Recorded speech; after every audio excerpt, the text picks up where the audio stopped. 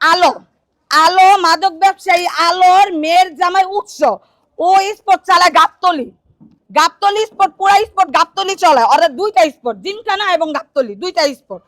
আলোর জামাই মেয়ের জামাই গাবতলি থেকে হুট করে, মানে এটা ওদের প্রি প্ল্যান ছিল যে ওরা আজকে অ্যাটাকটা করবে আমাদের উপরে। আমার হাজবেন্ড তো জানে না, নামাজ পড়ে আসছে মসজিদ থেকে, আইসা ওনার বন্ধুদের সাথে কথা বলতেছে দোকানের মধ্যে।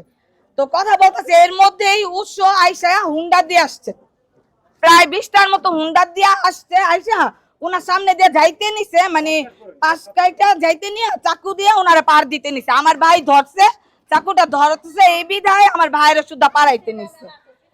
আমার ভাইরে পাড়াইতে নিছে, তো আমার ভাইরে পাড়াইতে নিছে পর এলাকার মানুষজন বের হইছে।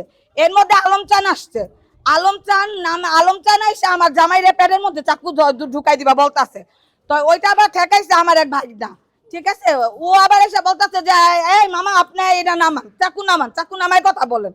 তো 1 মিনিটের কারণে আমার জামাই আজকে মহা বড় বিপদ হয়ে যেত। তারপরে এলাকাবাসী সবাই লাঠি টাঠি নিয়ে বাইরে ওদের দৌড়ানি দেওয়াতে ওরা চলছে। এখন আলো এবং ওদের ফ্যামিলি ডাইরেক্ট হুমকি দিতেছে খুরশেদ মেরে মাইরা ওনার কল্লা মা হাতের মধ্যে নিয়ে পুরা এলাকা ঘুরবে, ঠিক আছে। আর যারা যারা এটার মধ্যে ছিল আমার হাজবেন্ডকে বাঁচানোর জন্য আসছে, ওনাদের সবাইদের কাউরে রাখবে না, একে একে সবাইকে মানে যে যা কিছু করার তাই করবে ওরা। তো আমার হাজবেন্ডের নিরাপত্তা চাই আমরা। প্রশাসনের কাছে গিয়েছি আমরা, ওসি সাহেব বলেছে এটা দেখবে, র্যাব ক্যাম্পে বলেছি, ওনারা বলছে ওনাদের মতো করে দেখবে।